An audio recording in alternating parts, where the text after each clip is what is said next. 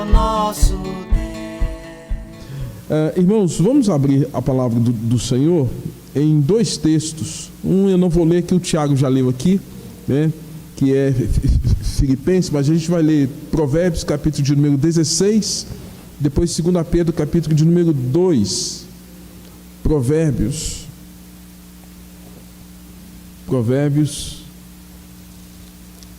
capítulo 16, verso 18, verso de número 19. E depois o texto de Pedro, 2 Pedro, capítulo 5, verso de número 6. 2 Pedro 5, 6.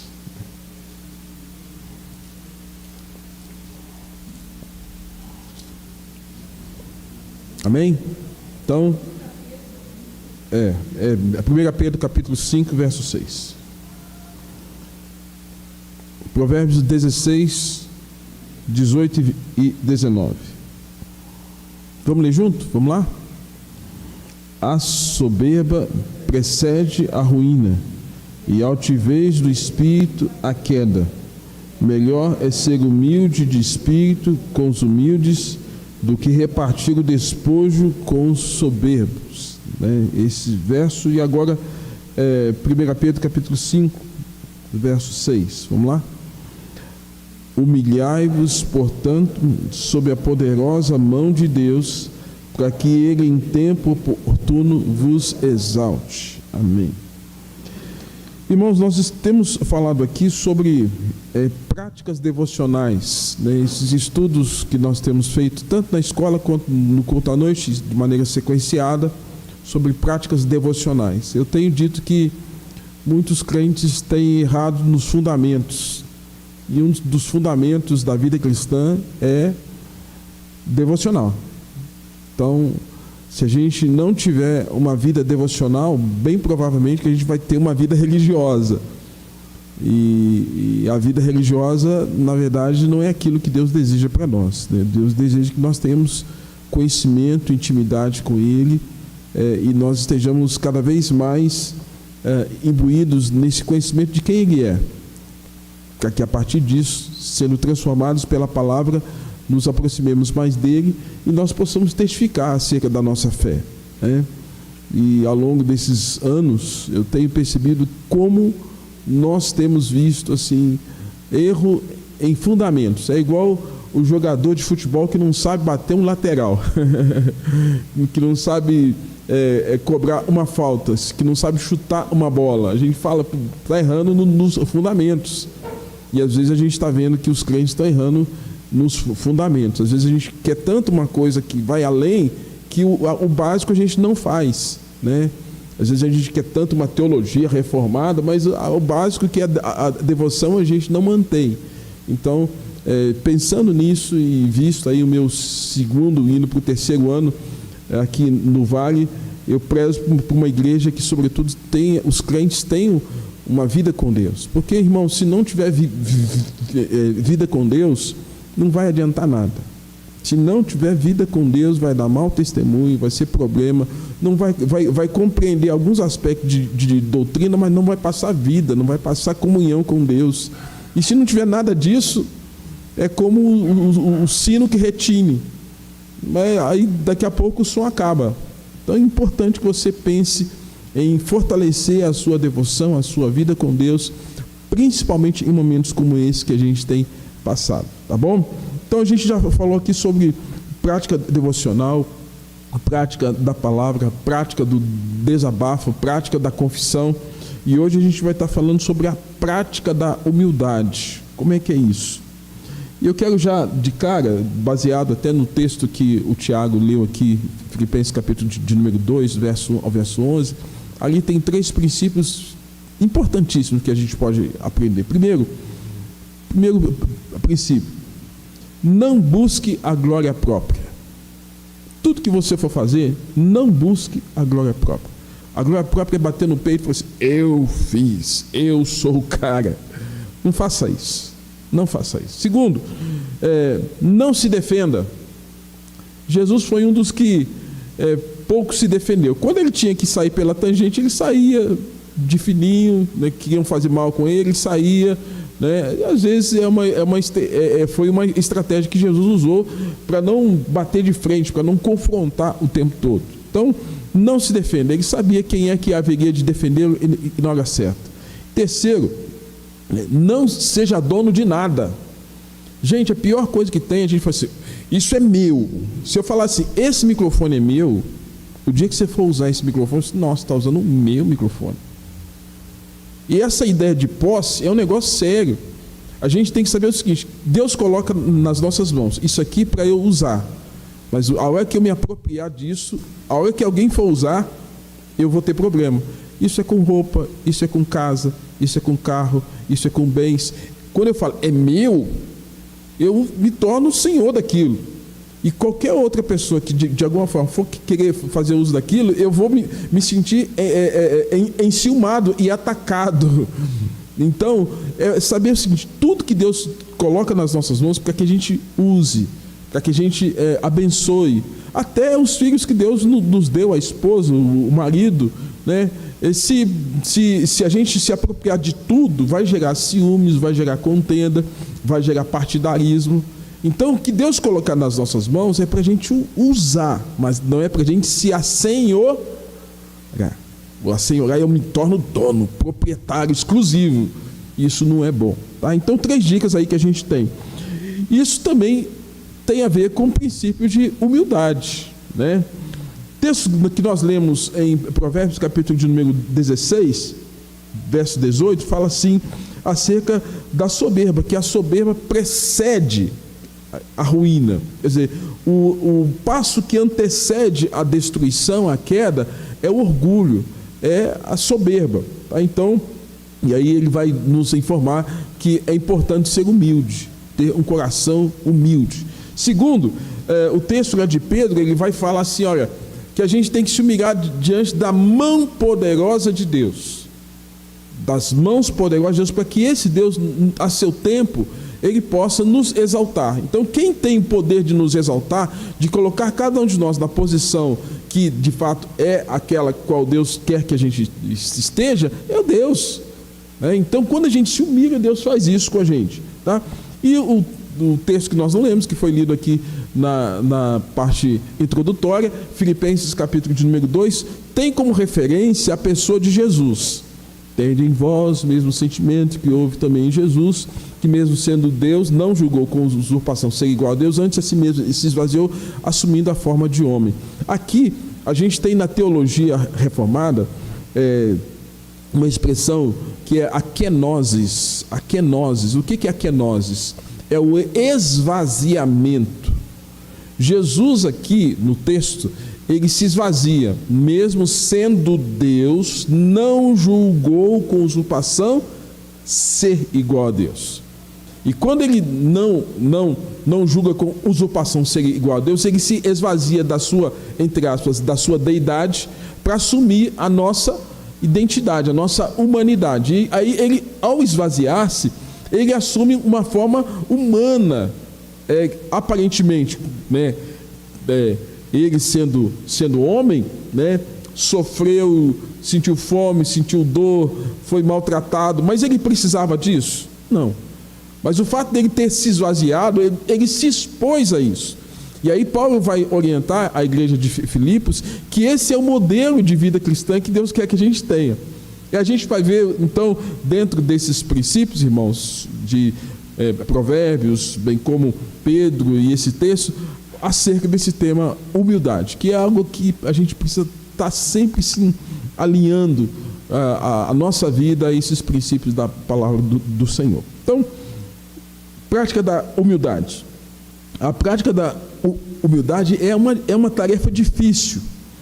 É a contenção, ou seja, uma barreira, né, contra a soberba. É a contenção e a privação da soberba, né, existente dentro do coração humano, ansiosa por dominá-lo por meio da autoadmiração, autoelogio, autoestima, autopromoção e autossuficiência. Então, não é fácil termos a vivência desse princípio espiritual que deve reger a vida de todo crente, porque aqui não é uma exclusividade de A, B ou C, é para todos nós, tá bom? Então, irmãos, sim, nós temos dificuldade com a questão da humildade, né? A dificuldade da humildade, ela decorre pelo fato de que ela tem que ser autêntica. E você se lembra lá do fariseu que batia no peito, que tinha uma autenticidade soberba, tremenda, quando ele batia no peito, falou assim: ó Deus, graças te dou, porque não sou como esse publicano. Gente, é uma soberba, eu não sou como ele. Uma comparação, né? Então, nós temos que entender que a humildade tem que ser algo autêntico. Ou você é, ou você não é. E precisa aprender a ser, tá? Precisa aprender a ser. Tem gente muito culta, extremamente humilde. Eu me lembro, e é uma grande referência para mim, um pastor que faleceu alguns anos atrás, chamado Elben Len César. Quem aqui já ouviu falar dele? Elben Len César. Ele escrevia uma revista chamada Ultimato. Ele era o editor, ele era de Viçosa, ele que escrevia esse texto. E deve ter uns 3, 4 anos atrás que ele veio a falecer. Um homem que tinha viajado o mundo, mas quando ele conversava com a gente, ele conversava assim com uma humildade tremenda, que aquilo cativava a gente. Você fica cativado quando você conversa com alguém humilde. Mas às vezes também, gente, a gente tem pessoas que às vezes elas não são tão doutas de conhecimento, não são, às vezes não tem tantos recursos, mas às vezes uma soberba absurda. Certa vez, em Mirassol, uma pessoa foi pedir comida e recursos na igreja. Aí os diáconos me chamaram: pastor, essa pessoa que está pedindo. O cara olhou para mim assim, de cima a baixo, assim, ó, e não falou comigo. Ele falou com o diácono, que era branco, mas não falou comigo. Eu disse: meu Deus, o cara está precisando, quer ajuda, mas agiu com o quê? Preconceito, juízo. O miserável era ele, e agiu com arrogância. Então, às vezes, tem gente simples, mas é arrogante, soberbo, preconceituoso.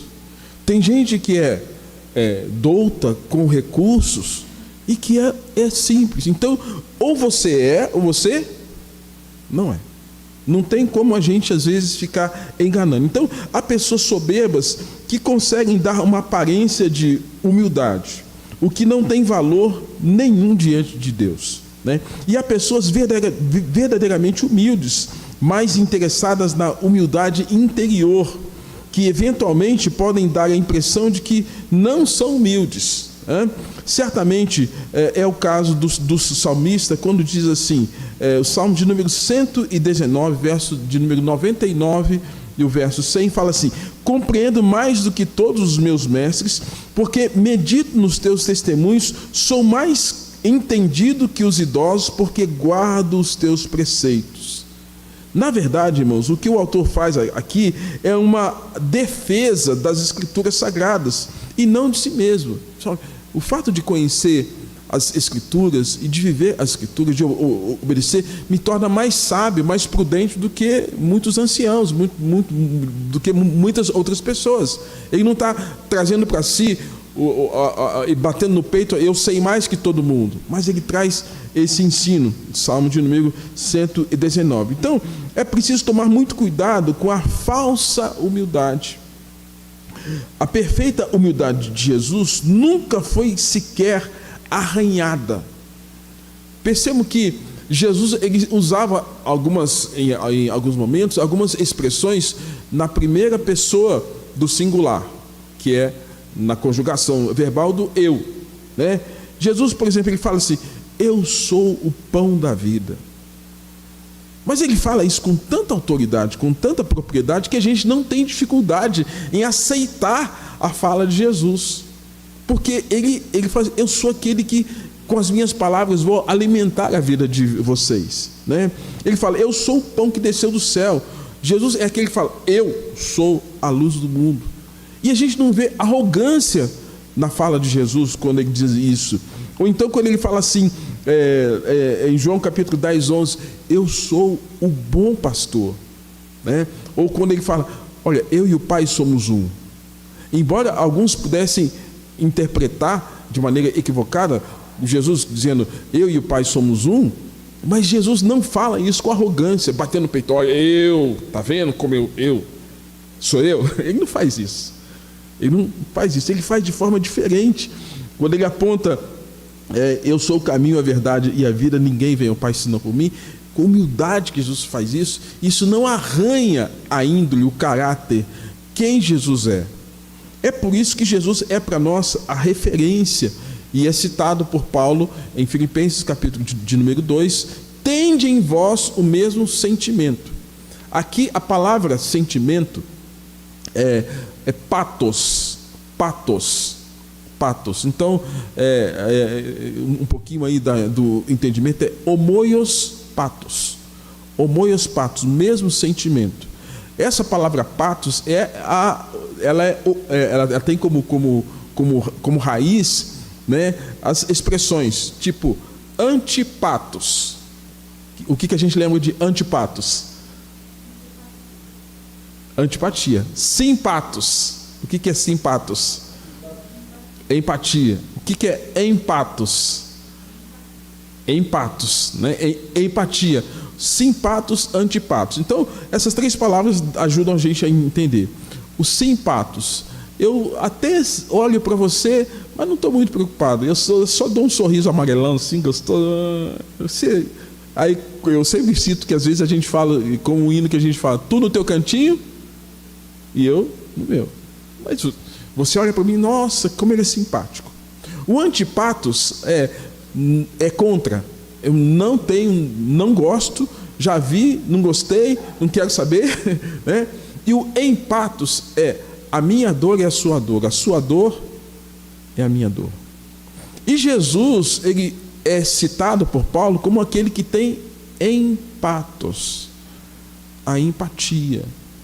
Tende em vós o mesmo sentimento, a mesma empatia que houve também em Jesus, que mesmo sendo Deus, não julgou com usurpação ser igual a Deus. Então Jesus mostra aqui uma identificação muito profunda com cada um de nós, e nisso ele revela a sua humildade. Ele fala, vocês não têm como agir de maneira diferente uns com os outros, tá? E aí, irmãos, quando a gente fala do oposto, do antônimo, né, da humildade, o oposto da humildade é o quê? A soberba, ou orgulho. Então, o oposto, ele tem muitos rostos, ele tem muitos nomes, a Bíblia cita isso. O oposto da humildade tem muitos rostos, tem muitos nomes. Por exemplo, soberba pode ser citada também como altivez, como arrogância, como exibicionismo, como jactância, um termo muito usado no Novo Testamento, como ostentação, como orgulho, como pedantismo, né? Como presunção, como vaidade, vanglória. Essas são algumas citações bíblicas do oposto de alguém que não tem um coração humilde, uma vida humilde, tem um caráter de Cristo relacionado à humildade. Mas também tem muitos rostos, muitas faces, né? Existe o orgulhoso de berço nobre, né? Então aquela pessoa fala, eu tenho orgulho de onde eu venho, da minha nobreza. Tem aqueles que são orgulho pelo sobrenome, né? O sobrenome. Tá vendo o meu sobrenome? Aí fala o sobrenome lá. Tá vendo de onde eu venho? Embaixo no peito, né? Orgulho, né? Tem aqueles que têm o orgulho cultural, orgulho nacional, né? Orgulho religioso. Esse a gente tem que tomar cuidado, porque às vezes eu vejo muita gente batendo no peito assim, eu sou presbiteriano. Amém, nós somos presbiterianos sim. Mas não é a igreja presbiteriana que vai te levar para o céu, não, meu irmão. Nós servimos a Deus, eu louvo a Deus pela vida da igreja presbiteriana, sou presbiteriano desde a minha infância, mas não é a igreja presbiteriana que vai me levar para o céu. E tem gente que bate no peito com mais orgulho do presbiterianismo, ou do batista, ou da Assembleia, ou da Quadrangular, ou da Deus é Amor, ou algumas outras denominações, do que da vida cristã. Isso está errado. Então é uma soberba religiosa, né? Até mesmo na questão do judaísmo, o judeu ele era tão soberbo, né? Porque ele, e principalmente o judeu homem, ele tinha alguns aspectos os quais ele se vangloriava, o judeu homem, tá? Primeiro, de não ser gentio, e segundo, de não ser mulher. Então o judeu homem batia no peito: ainda bem que eu sou judeu e ainda bem que eu não sou mulher. Soberba, como se a ascendência judaica fosse a referência para chegar a Deus. Até ontem, eu dando estudo para os jovens lá, eu disse que Jesus se depara em João capítulo de número 8 com os judeus querendo dar uma carteirada em Jesus. Você sabe o que é dar uma carteirada? O que é dar uma carteirada? Alguém ajuda aí. Fala aí, Tiago.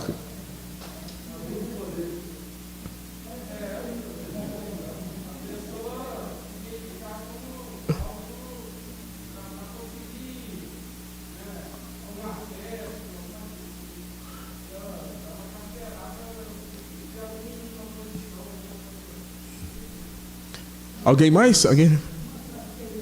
Mostrar superioridade. Alguém mais que falou e deu uma certa ruído?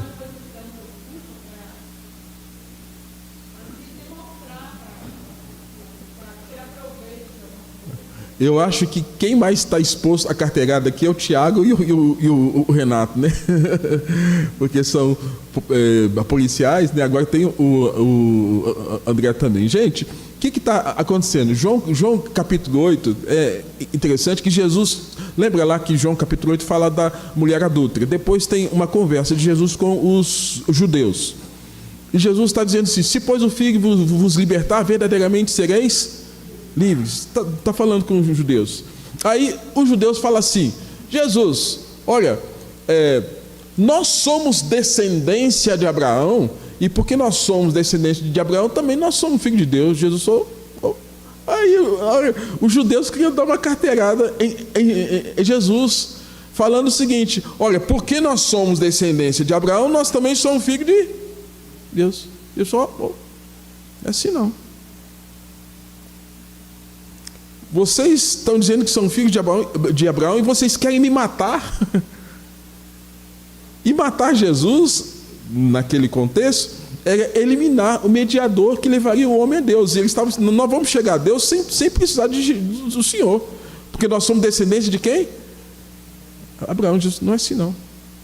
E Jesus depois dá uma dura naquela turma, porque queria dar uma carteirada nele, e fala assim: vocês sabem quem vocês são? Jesus não tem dó. Se é para confrontar a mentira, Jesus não tem dó.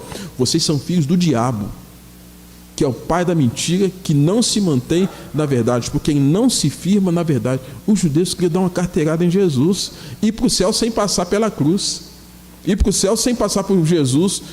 Soberbos. Nós somos descendência de Abraão. Carteirada, soberba, é querer tirar vantagem. Por isso que Paulo fala o quanto a gente não pode ficar preso na questão das descendências, não ficar discutindo linhagem e descendência, porque as pessoas não são salvas por conta da descendência nem por conta da linhagem. E há aqueles que de alguma forma, irmãos, têm esse orgulho do carismatismo, orgulho religioso, orgulho do politicamente correto. Agora está muito na moda, né? E até agora tem, no dia 28, agora, hoje é dia 27, amanhã é dia do orgulho gay. Então, orgulho gay amanhã. Então, gente, então, quando a gente olha para a questão da soberba, ela tem muitos nomes e muitas faces. Então, a vaidade, ela é um dos ingredientes mais indesejados e poderosos da pecaminosidade latente. O ser humano nasce e cresce com essa propensão e há de lidar com ela a vida inteira, pois a cultura secular, ela estimula e favorece a soberba do berço ao túmulo. Do berço ao túmulo. Às vezes até crianças brincando umas com as outras, dizem assim, ó, eu tenho isso, você não tem. E fica debochando da outra. Já é um quadro de soberba, vanglória. E às vezes aprende isso com o pai, mas também isso tem a ver com a velha natureza. Então, gente, o que não é humildade? Vamos ver. Não é uma questão de aparência. A soberba mais grave é aquela que esconde por trás de uma falsa humildade. A humildade é uma virtude para Deus ver e não para o homem ver. Deus é que tem que ver e não o homem. O homem pode ver os resultados, mas é Deus é que tem que ver. Não é também uma negação pura e simples de dons, né? Uma capacitação de virtudes pessoais, mas o sentimento constante da necessidade de Deus. Algumas pessoas dizem, ai pastor, eu não pego nada na igreja para fazer nada porque eu quero ficar só por trás. Não, mas às vezes não tem ninguém para fazer, às vezes é você que sabe fazer. Então ela se esconde por trás disso. Não é humildade, irmãos. Às vezes as pessoas se escondem atrás dessa ideia de eu não quero aparecer, não quero estar na frente, como se isso fosse sinal de humildade. Isso não é humildade, tá? E aí não é uma mera rejeição de aplausos ou de palmas, prêmios, coroas, mas a transferência dessas para quem deve ser atribuídas de direito. Aí eu sou humilde porque não gosto de aplauso, não gosto de elogio. Não. A própria Bíblia fala o seguinte, ó, que a quem honra a gente deve o quê? Honrar. E não significa que atribuir honra para alguém, essa pessoa que está recebendo honra, que ela esteja soberba, orgulhosa. Não é assim, né? Então não é uma autoclassificação, a renúncia da inteligência, da sabedoria, da experiência, da força de vontade. Eu posso dizer que eu tive também nesse rol. Porque quando a gente não tem, quando a gente tem uma tendência a ser assim, mais um leigo no ambiente da igreja, quando você vê alguém ensinando com mais propriedade, com a intenção de levar ao crescimento, às vezes eu confesso que eu julgava, nossa, fulano está soberbo, né? Só porque ele sabe mais do que eu. Na verdade, eu que era o orgulhoso, porque eu não queria o quê? Aprender. Às vezes a gente age assim, nossa, mas, gente, se Deus, nas Escrituras, nos ensina que Deus deu à igreja pastores, evangelistas, apóstolos e quem? Mestres. Para edificação de quem? Então Deus coloca na igreja gente que tem uma capacidade de aprender, de estudar e reproduzir aquele estudo. Não é por vanglória, é para a bênção da igreja. E às vezes nós rejeitamos porque achamos que isso é soberba. Não. Eu confesso que muito tempo eu andei nesse rol dos que rejeitavam alguns que sabiam mais do que eu, mas o problema era eu, o orgulhoso era eu. Até que eu vi isso, não, Deus deu à igreja pastores, evangelistas, apóstolos e mestres. Hoje você tem aí a presença na nossa igreja de um homem chamado Augusto Nicodemos. Você tem um pastor batista chamado Franklin Ferreira. Você tem Hernandes, um grande evangelista. Gente, aí porque o outro está fazendo eu vou rejeitar? Não, Deus deu para edificar o corpo. E quantas mensagens, quantas instruções nós não recebemos por conta da vida desses homens que Deus nos deu, né? Deu à igreja, e aí em especial a igreja presbiteriana, mas não só a igreja presbiteriana, mas há muitas outras denominações religiosas onde essas pessoas escutam, ouvem esses homens. Então, o fato de que nós tenhamos esse tipo de pessoas, não significa que eles são arrogantes, mas a gente tem que aprender com essas pessoas. Então, a soberba, gente, é coisa séria, né? Quem não se lembra do 7-1? Dói até hoje? O que foi o 7-1 para o brasileiro? Nós tínhamos para nós que nós éramos os melhores do futebol. Nós éramos os bambambam. Aí numa Copa no Brasil, no Maracanã, não foi aqui, né? Foi aqui, né? Contra o Uruguai, que foi no Maracanã, né? Aqui, pior ainda para vocês, Belo Horizonte, né? Bem pertinho aqui, 7-1. Parece que baixou a bola, né? Mexeu com a nossa índole, a gente foi humilhado. Mas porque, como se fala, os brasileiros entraram no Mineirão com salto alto. E esse salto alto significa, nós temos uma tradição de ser um país do futebol, nós somos melhores, e aí quando você adentra a vida com salto alto, é uma metáfora interessante, a soberba precede a ruína, e a vergonha foi muito grande. Se fosse 1-0, 7-1. Então, gente, a soberba é coisa séria. Mesmo na vida secular, a soberba é tratada como algo perigoso, né?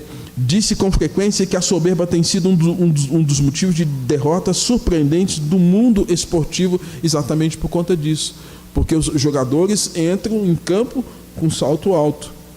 E, amados, vez por outra nós temos pastores com salto alto, vez por outra nós temos membros com salto alto, equipe de louvor com salto alto, pessoas que lideram com salto alto.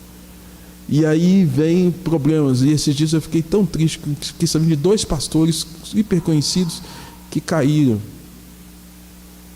Gente de tão perto da gente, que caíram. Quando fico sabendo de presbíteros que caíram, de membros da igreja que caíram, é porque em algum momento o que elevou? Soberba, orgulho, vaidade, autossuficiência. A soberba precede a ruína. E aí nós temos alguns casos, irmãos, como alguns casos bíblicos de Davi. Salmo de número 19, verso 13. Vamos abrir esse texto, Salmos 19, 13. Salmos 19, 13. Vamos ler junto aqui? Salmos 19, 13. Vamos lá? 13. Também da soberba guarda o teu servo, que ela não me domine. Davi falando, Senhor, da soberba guarda o teu servo, que ela não me domine. Então, ela pode vir e tomar lugar na nossa vida. Ela pode vir e ocupar um espaço que não é dela, e pode trazer grande problema para nós. Então, se não tivesse convicção pessoal do perigo da soberba, Davi não teria feito essa súplica também do orgulho: salva o teu servo, para que ela não me domine. Então serei irrepreensível, imune de grande pecado. Então Davi traz essa advertência para nós, que a soberba não nos domine em momento algum, irmãos. Segundo, um outro personagem, Salomão, Provérbios capítulo 16, 18, nós lemos aqui, mas nós vamos ler de novo. Provérbios capítulo 16, verso de número 18, 17 e 18, como nós lemos anteriormente. Vamos lá? 17 e 18. O caminho dos retos é desviar-se do mal. O que guarda o seu caminho preserva a sua alma. A soberba precede a ruína, e a altivez do espírito a queda. Aí o verso 19 fala: melhor é ser humilde de espírito com os humildes do que repartir o despojo com os soberbos. Então, o que a gente tem aqui? O próprio Salomão, o homem mais sábio que passou por essa terra, segundo as Escrituras, trazendo essa orientação. de que a desgraça está um passo depois do orgulho. Logo depois da vaidade vem a queda. Por aí se vê que o caminho mais curto para o escândalo é a soberba. Quando tem escândalo, e vez por outra, e Jesus advertiu no Novo Testamento, olha, é inevitável que venha o escândalo. Quando tem escândalo, gente, é porque o que veio antes, soberba. E a soberba precede, antepasso da ruína, da queda. Tá? Quando a gente vê também a história de Pedro, que é citado tanto em Tiago quanto em Pedro, a mesma expressão que a gente vê aqui, a gente pode identificar. Vamos ver então Tiago capítulo de número 4, verso 6. Tiago 4, 6. E depois nós vamos ver 1 Pedro de número 5, 5, que nós lemos também aqui no início da nossa fala. Tiago capítulo 4, verso 6. O que Deus quer fazer conosco? O que Deus faz com aqueles que são dele? Né? 4, 6. Vamos ler junto? Antes ele dá maior graça, pelo que diz: Deus resiste aos soberbos, mas dá graça aos humildes. Então presta atenção aqui. Eu aprendi isso em uma das pregações que eu ouvi e fiquei muito impressionado com. O soberbo, ele está com o coração o quê? Endurecido.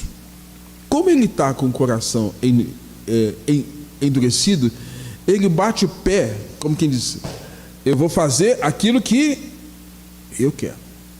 Ele fica batendo o pé: é a minha vontade, é a minha vontade, é o que eu quero. Aí a Bíblia fala que Deus fala assim, que Deus resiste ao soberbo. Esse soberbo que bate com o pé, que é um pé humano, agora tem o contraponto de que Deus está falando assim: olha, vamos ver quem pisa mais duro aqui, você ou eu? E nós que somos presbiterianos, que nós cremos na doutrina da soberania de Deus, aí vez por outra a gente faz umas pirracinhas, né? Deus, eu quero isso, Deus tem que ser do meu jeito, Deus, o Senhor não me deu isso, Deus, por que disso, por que daquilo outro? Aí a gente fica soberbo, orgulhoso e fica batendo o pé como criança pirracenta diante de Deus. E Deus fala assim: ó, eu vou resistir você, Deus vai pisar mais duro que você. E a gente tem, por exemplo, história de Israel, quando Faraó bateu o pé com Deus, cada pé que ele bateu dizendo que não queria fazer o que Deus mandava por meio de Moisés, Deus mandava uma coisa mais dura, mais pesada. Ele resistia, Deus falou: então tá bom, vamos ver. Até que Deus toca nos primogênitos.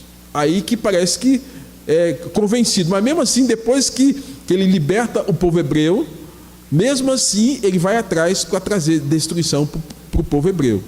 Ele resistiu até que Deus então permite que os hebreus passem pelo mar, e Deus resiste à soberba de Faraó e dos egípcios, permitindo que todos os egípcios que foram atrás fossem mortos no mar. Deus resistiu a quem? Soberbo. Pisou mais duro, Deus falou: ó, eu vou pisar mais duro que você. Aí, irmãos, na nossa vida pessoal, nós temos que observar quais os cenários da vida que a gente pode estar agindo assim com soberba. E que a gente está pisando duro, e Deus falou: eu vou pisar mais duro. Até que você reconheça que você não pode agir com soberba comigo, Deus. Porque Deus resiste ao soberbo, mas Ele dá graça ao humilde. Tá bom? Então a gente tem essa descrição. Aí temos 1 Pedro 5,5, que traz aquela mensagem, né? Na parte final, humilhai-vos, portanto, sobre a poderosa mão de Deus, para que Ele vos exalte em tempo oportuno. Mas no verso 5, na parte final, a parte C do versículo, fala: porque Deus resiste aos soberbos, contudo aos humildes concede a sua graça. Então está vendo que a soberba é um grande problema para nós. É um grande problema para nós. Para nós contermos a soberba, né? A gente tem outros destaques na Bíblia, como o caso de Maria, que foi bem-aventurada, bendita, né? Mas quando Maria vai referir-se a Deus, ela fala assim, ela tem uma palavra de gratidão, porque ela se identifica como serva, porque ela é exaltada por Isabel como sendo a mulher bem-aventurada que haveria de gerar Jesus, né? Agora ela mesma fala assim, olha, o Senhor contemplou a tua serva. Então Maria que mostra humildade, né? Gente, a soberba às vezes vai ter que ter um tratamento de choque. A soberba é um problema tão sério que exige uma série de medidas de caráter radical para acabar com a doença. Alguns exemplos que a gente citei aqui, no caso da nação egípcia, que foi confrontada pelo Senhor, né? Aí o rei, o faraó, que era o rei no contexto dos egípcios, ele chegou a dizer o seguinte, uma descrição de Ezequiel capítulo 29, 1 a 16, ele tem a audácia de dizer assim, ó, o meu rio é meu, e eu fiz o rio para mim mesmo. Que rio que ele se refere? Que rio que passava pelo Egito? O rio Nilo. Ele fala assim, o rio é meu, e eu fiz o rio para mim. Olha só a soberba dele. E Deus teve que conter a soberba dos egípcios, na figura do rei. A soberba de Nabucodonosor, rei da Babilônia, né? No capítulo de número 4, verso 30, né? Ele chega a dizer assim, ó, eu edifiquei, é meu, é minha. Vamos abrir aí Daniel capítulo 4, 30? Daniel 4, 30, para você destacar aí na sua Bíblia algumas falas do rei Nabucodonosor que expressa exatamente essa soberba dele. Capítulo 4, verso 30.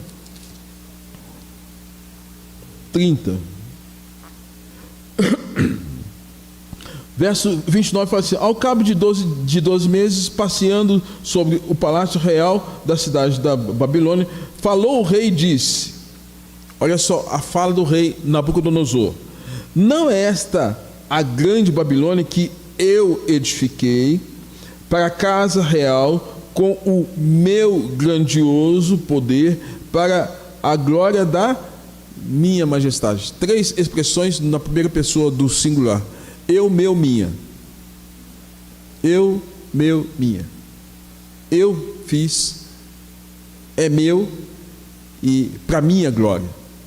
Olha só a frase. Lembra lá que no início eu disse que a grande questão é nós não nos apropriarmos de nada, nós sabemos que as coisas pertencem a Deus, que nós não podemos nos defender e que nós não podemos trazer glória própria para nós mesmos, baseado em Filipenses, capítulo de número 2. O que a gente tem aqui? O rei Nabucodonosor, sabemos que é um rei pagão, sabemos que ele é um não crente, ele é um não cristão, mas a fala dele representa muitos estados, às vezes, que nós também fazemos a mesma coisa. Nós às vezes temos umas inclinações aí às obras da carne, né? E são conhecidas, né? E às vezes nós também usamos essas expressões. Às vezes até nós não temos a consciência do que nós falamos ou que nós fazemos. Mas o eu, meu, minha é muito forte quando se tem um pecado de soberba. Eu, meu, minha. Eu, meu, minha. Eu, meu, minha. Então aqui ele mostra isso, né? E aí Deus vai ter que trazer um estado de loucura para o rei Nabucodonosor, porque depois de um tempo ele passa uma confusão mental, um distúrbio mental, para trazer para ele um quadro de reflexão. E qual foi o quadro o qual Nabucodonosor foi exposto? Ele foi exposto ao fato de, né, aqui em Belo Horizonte, eu acho que só tem lá na Pampulha, né, muitas capivaras, né? E na minha cidade tem um rio chamado Rio Paraibuna. De repente você está andando lá no centro da cidade, o que está passando?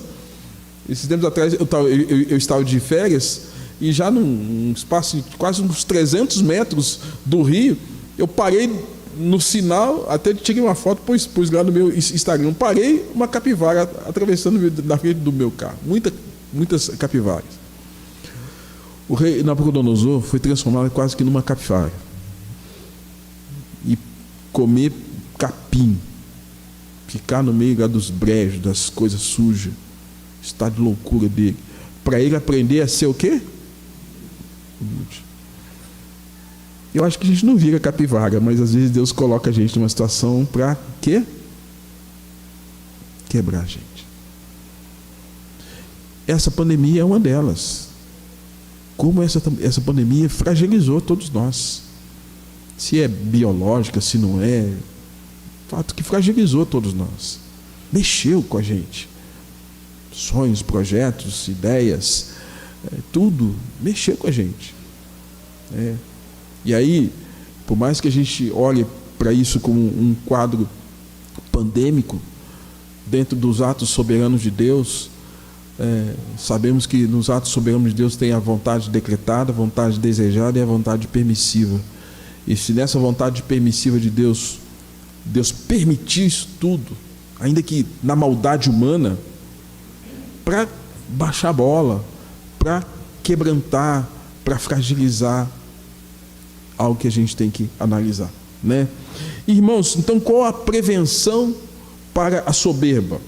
Qual a prevenção, né?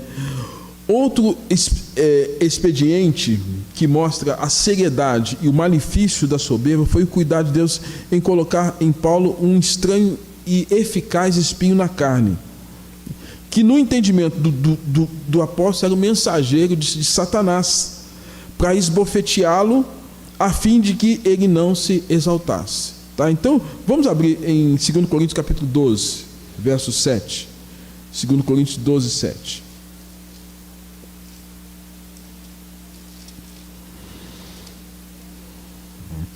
Vamos ler 12, 7? Vamos lá? Amém, igreja? Vamos lá então. 12, 7. 2 Coríntios 12, 7. E para que não me ensoberbecesse com a grandeza das revelações, foi-me posto um espinho na carne, mensageiro de Satanás, para me esbofetear, a fim de que não me exalte. Quando eu estava vendo esse estudo aqui, esse texto aqui, ele fala muito com a gente, né? Todos nós somos propensos à vaidade, por causa da corrupção que o pecado nos expôs, a queda nos expôs. Sobretudo, depois de qualquer sucesso, qualquer coisinha que tenha dado certo sobre a nossa vida, né? Alguns privilégios, alguns elogios, né? Isso pode ter gerado em nós algum tipo de situação que nos leve para a soberba. No caso de Paulo, foi uma epifania, foi uma experiência que ele teve aqui, e que ele fala que nessa experiência ele foi elevado até o terceiro céus. Alguns teólogos entendem que Paulo teve a mesma percepção de Isaías, capítulo 6. Você lembra lá que Isaías, capítulo 6, quando foi, no ano da morte do rei Uzias, eu vi o Senhor assentado no alto e sublime trono. As abas das suas vestes enchiam o templo, né, e os serafins diziam: Santo, Santo, Santo é o Senhor dos exércitos, toda a terra está cheia da sua glória. E que Paulo tenha tido uma experiência muito similar de Isaías, de ver a glória, de contemplar, ainda que numa visão. E aquilo foi tão extasiante, tão elevado, que aquilo assim, quando Paulo, tal qual Moisés que desce do Sinai, ele estava resplandecendo com a glória de Deus. E aí, ele mesmo escreve, né, porque o autor da carta é o apóstolo Paulo, né, e ele fala assim que isso veio algo sobre ele para que ele não ficasse dominado pela soberba da experiência que ele teve em ver a glória de Deus, em estar naquele êxtase, naquela epifania de ter essa percepção do que está acontecendo nesse terceiro céu. Santidade, glória, adoração perfeita, tudo sim, o céu. Ele fala assim, então, por conta dessa experiência de êxtase, ele fala assim, Deus não permitiu que eu ficasse soberbo, e por causa disso, por causa da grandeza das revelações, ele fala, foi-me posto o quê? Gente, o espinho na carne aqui, ele é uma metáfora. O que é uma metáfora? Uma comparação não expressa. O espinho na carne aqui, do ponto de vista físico, real, é como se fosse um espeto de churrasco, né? Alguma coisa pontiaguda para incomodar, né? Nesses dias aí que a gente está vendo muitas pessoas sendo vacinadas por conta da Covid, às vezes eu vejo uns marmanjões, aí o cara vai ser vacinado, mas ele tem um trauma, e tem um trauma de infância, de vacina, e os caras chorando, e a enfermeira tendo todo o trabalho lá por causa de uma agulhinha. O que está acontecendo? Paulo fala assim, ó, Deus permitiu, vontade permissiva de Deus, que sobre mim viesse um espeto, uma agulha,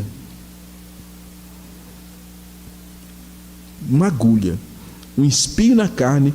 Ele chama isso de mensageiro de Satanás, o carteiro do diabo, o secretário do capeta, das trevas, e que, vez por outra, aquele espinho, aquele espeto, aquela seringa, aquela injeção tocava sua mente, suas emoções ou seu corpo.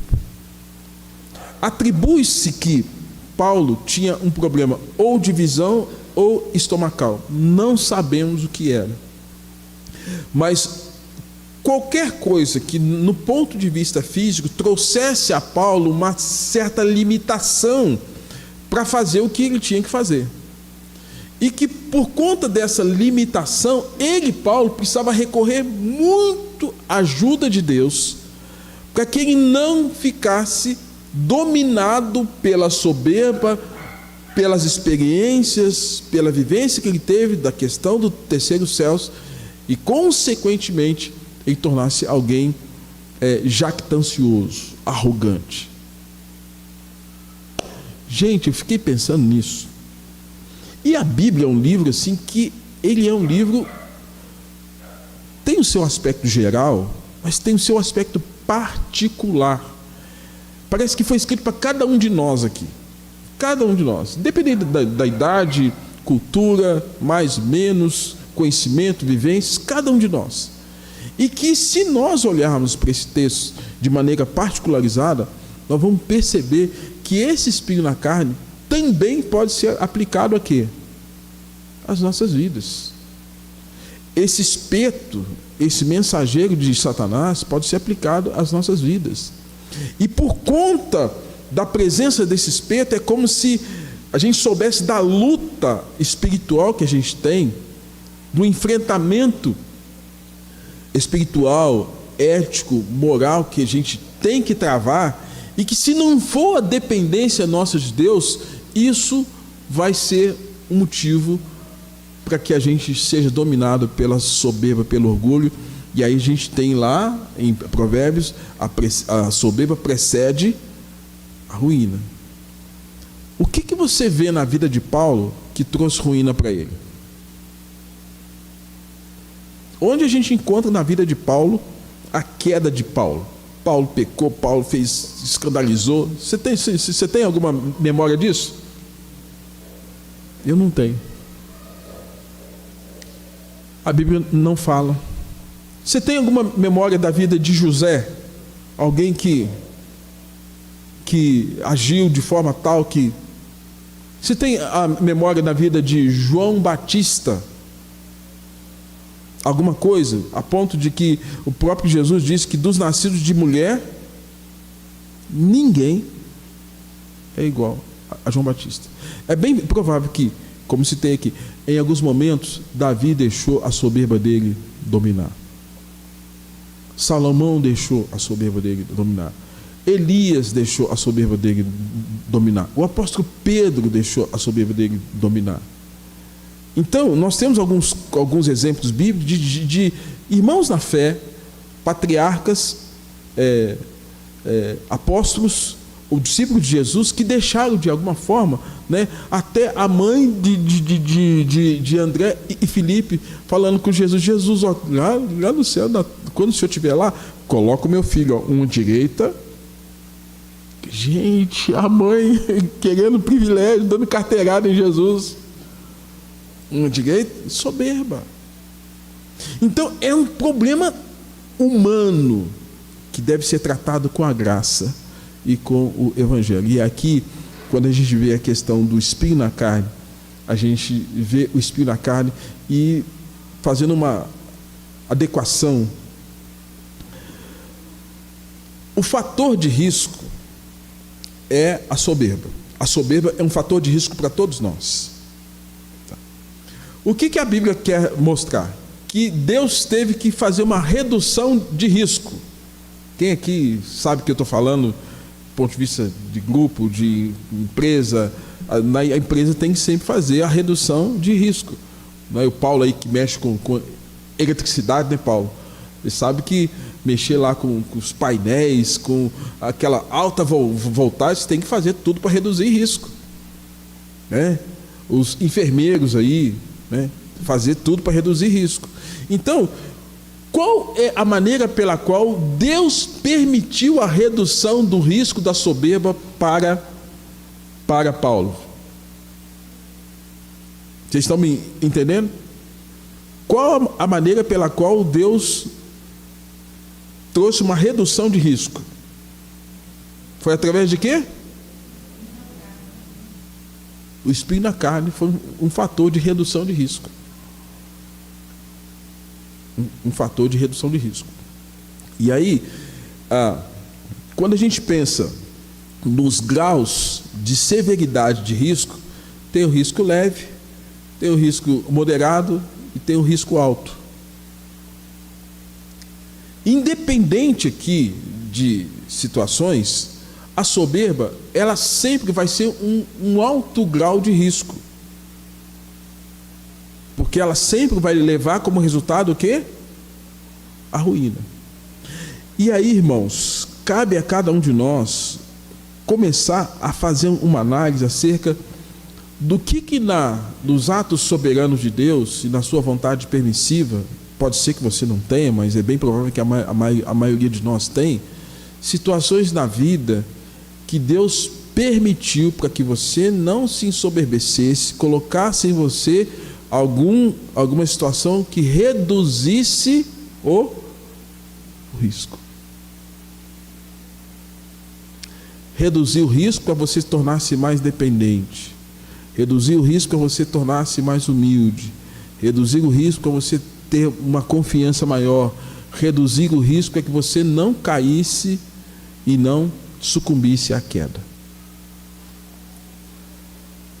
Eu tenho certeza, eu já disse isso para Deus e eu estou muito contente com isso, depois que eu entendi. Eu falei: Deus, por que o Senhor me permitiu ter um problema de disfluência? O problema de disfluência é gagueira. Por muitos anos eu lutei. Deus, por que o Senhor me permitiu isso? E eu vi que era o meu espinho na carne. Qual é o seu? Qual é o que cada um de nós tem tido? Porque, irmãos, se o espinho na carne veio, é para que a gente não se ensoberbecesse. Redução de risco. Porque aí, agora, eu preciso muito da graça de Deus para fazer o que eu faço. Eu preciso muito da dependência de Deus para ser o que eu sou. Eu preciso muito da ajuda de Deus para fazer a vontade dEle. Porque à medida que eu sou cutucado por essa fragilidade, que eu sou exposto a essa fragilidade. Essa fragilidade, ela me tira do ponto de equilíbrio. E para voltar ao equilíbrio, eu preciso da graça de Deus. É por isso que Paulo pede 3 vezes para que Deus tirasse dele esse redutor de risco. Me tira, Senhor, esse redutor de risco. Uma vez, Deus falou, não. Me tira, Senhor, esse redutor de risco. Não. Me tira, Senhor, esse redutor de risco. Não. Porque a minha graça te basta, porque o meu poder se aperfeiçoa na sua fraqueza. Então, irmãos, se você pedir a Deus que tire o redutor de risco da sua vida, pode ter certeza que você vai cair, que você vai sucumbir, que vai ter queda, que vai ter escândalo. É importante você identificar quais são os redutores de risco, ou qual é o redutor de risco que Deus colocou na sua vida, para que você não se ensoberbecesse. E aí você luta com aquilo, mas aquilo não saiu, porque Deus está usando aquilo para que você continue tendo um coração quebrantado, dependente dele. Finalizando, irmãos, sucesso com a humildade. A gente tem textos como Josué capítulo 1, 7, né, que nos ensina acerca de que ele seria bem sucedido em todas as coisas. Não te desvie nem para a direita, nem para a esquerda, para que seja bem sucedido. É preciso que nós entendamos que Deus quer que nós tenhamos sucesso. Sucesso na vida espiritual, no casamento, no ministério. Mas é importante nós sabermos que Ele vai sempre pôr esses redutores de risco para que a gente não fique ensoberbecido, né? E é importante nós estarmos ligados à videira que é Ele, ligados à videira que é Ele, Cristo. João capítulo 15, 5, né? Ele fala assim, eu sou a videira, vós os ramos, quem permanece em mim, eu nele, esse dá muito fruto, porque sem mim nada podeis fazer. Senso de dependência. Paulo também fala isso, né, quando ele fala, graças porém a Deus que em Cristo sempre nos conduz em triunfo. Deus quer que você tenha vitórias, né, mas essas vitórias com coração humilde e quebrantado. O crente não anda e nada produz se não estiver ligado à fonte de todo poder que é Deus. É essa experiência que Paulo nos traz quando ele diz, tudo posso naquele que me fortalece. Papel da humildade, preponderante na vida cristã. Preponderante, importantíssimo na sua devoção, na sua vida com Deus. Para isso você tem que ter senso de vigilância e tem que viver não com o medo que o mundo tem, porque o mundo traz um padrão de conduta para nós, como quem diz, ser humilde no mundo é ser um bobão, esse é alguém que todo mundo faz e você engole tudo. E às vezes muitas pessoas têm até medo de viver essa humildade cristã, porque não querem ficar nessa condição de todo mundo imputar sobre ele tantas coisas, né? Muitos têm medo da humildade, acreditam que ela não leva a nada, não produz resultado algum, é perda de tempo, é nadar contra a correnteza, é expor-se à exploração alheia. O medo decorre da lei do mais forte, que prevalece desde a queda do homem, cada vez mais se amplia. A cultura mundana valoriza a soberba, não a humildade. Dá mais valor à roupa, ao nome, aos títulos, aos diplomas, e não reconhece o valor da piedade espiritual, da santidade, da vida cristã modesta. Daí, irmãos, o grande desafio que todos nós temos que ter de compreender aquilo que Pedro vai dizer, milhares, portanto, sob a poderosa mão de Deus, para que Ele, em tempo oportuno, vos exalte. E concluo com uma frase que eu vi esses dias, que eu achei muito interessante.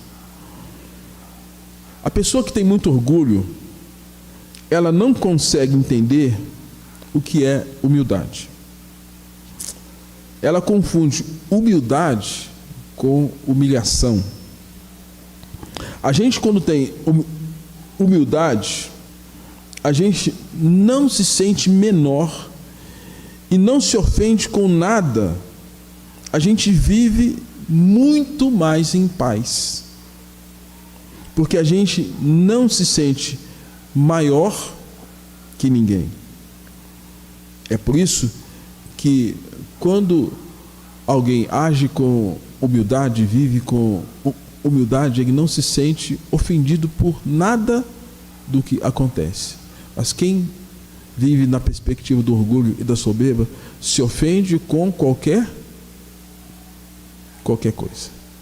Então, gente, fica para nós práticas devocional da humildade.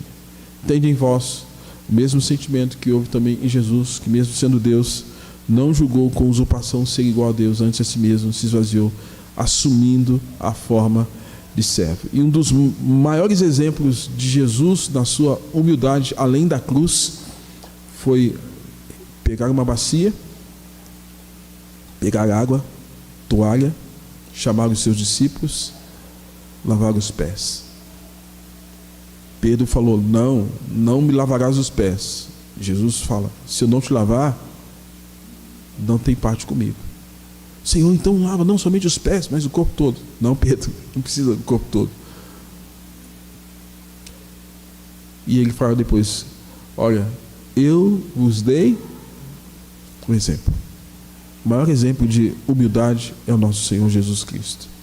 E se lhe falta exemplo humano, olhe para Ele e viva conforme aquilo que Ele nos ensina. Amém, igreja? Desafio para nós, né? Tempos de tanta soberba explícita nos meios de comunicação, autoridades, políticos. O cristianismo anda na contramão do mundo. Que a gente consiga enfrentar os desafios do mundo contemporâneo e agradar ao nosso Deus. Senhor Deus, nosso Pai, obrigado por esse momento de reflexão na palavra. Traga-nos, ó Deus, não só a clareza desse ensino, mas a aplicação dele em todos os aspectos da nossa vida. No nosso ambiente familiar, nas nossas relações, na nossa vida comunitária. E, ó Deus, permita-nos identificar, ó Deus, esses momentos nos quais o Senhor usa essas circunstâncias, ó Deus, para reduzir os riscos de cairmos na soberba. Que nós possamos identificar o nosso espinho na carne e ver, ó Deus, que aquilo está ali, foi posto ali para a gente ter um senso de dependência maior, de quebrantamento, de humildade, para que nós não nos ensoberbecêssemos, como assim aconteceu com Paulo. Ó Deus, age com graça sobre nós. Assim oramos em nome de Jesus. Amém. Amém, irmãos. Deus abençoe. Domingo abençoado. À noite nós estaremos aqui novamente trazendo a palavra do Senhor. Deus abençoe.